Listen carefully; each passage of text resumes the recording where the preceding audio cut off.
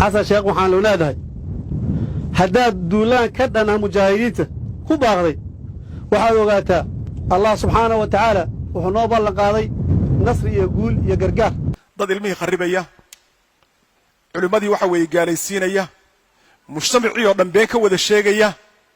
dad busata ah oo caamo ah intay heleen caamanimada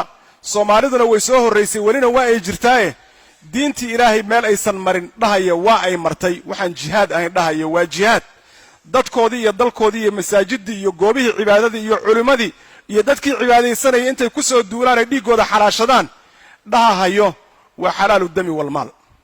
laiska waraysan maayo kaasaa diin laga dhiganaya oo la qaadanaya marka ugu horreeyay ay soo baxayeen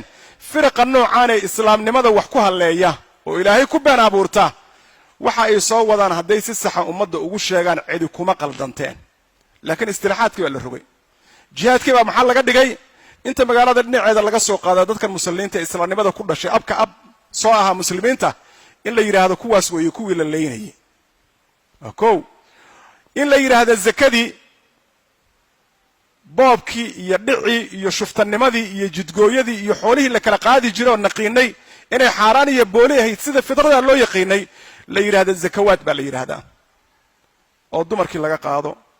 oo ganacsatadii laga qaado oo kuwii dariiqa marahaya laga qaado adiguun inta baabuurta jidka loo galo in la baarta ummadda jeebabkeeda